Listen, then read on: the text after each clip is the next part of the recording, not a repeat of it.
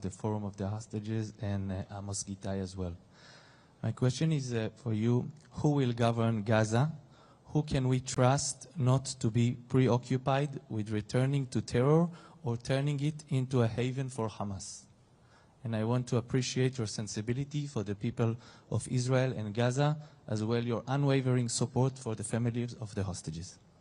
Thank you, Mr. President. Thank you very much. Let me just reiterate the fact that the release of all hostages, the demilitarization of Hamas, and the ceasefire are clearly the three preconditions we see in this process. And our key objectives on the short run, but they are as well to be taken into consideration with the administration of Gaza the day after as a step towards a full-fledged Palestinian state. But this is why the conference is so important, and the recognition of a Palestinian state is the trigger of everything and should be, is inseparable from the relief of hostages, clearly the demilitarization of Hamas, and this stage in Gaza. And this is all interlinked.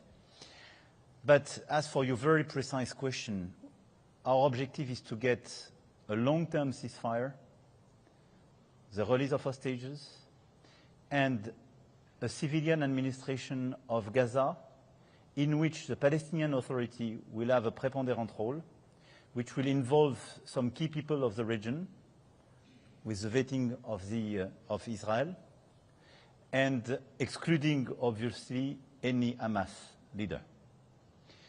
This transitory period will be accompanied by military presence and military forces of the region, and we would like to have a monitoring and a UN framework for such a deployment. And we got the commitment from many leaders of the region to be part of such a security, with a permanent deconflicting process with Israel. In parallel, I want to insist on the fact that we have absolutely to stop the daily attacks against Palestinian people in West Bank. And on the very short run, we have to be clear on the fact that we will refuse any action which could jeopardize the possibility of a two states. And especially there is no justification of what is happening in the West Bank today. But our willingness clearly is to trigger a political process, to bring with us several countries from our continent and other continents to recognize a Palestinian state with us, and to have a step-by-step approach towards a full-fledged recognition and all the capacities which go with a full-fledged member of the United Nations, going step by step and delivering the objective I just mentioned. I hope I was clear. But obviously, you know, during months and months, I did hope that we could get ceasefire and release of hostage before any move.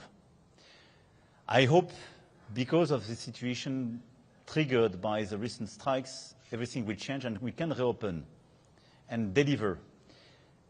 But we cannot conditionate the process and the recognition to a ceasefire and the release of hostage. We have to get them in the process, but we have to trigger something new in order not to be captured by the absence of willingness to move forward of all parties being involved today.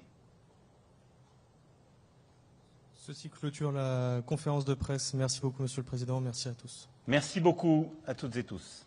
Et à bientôt.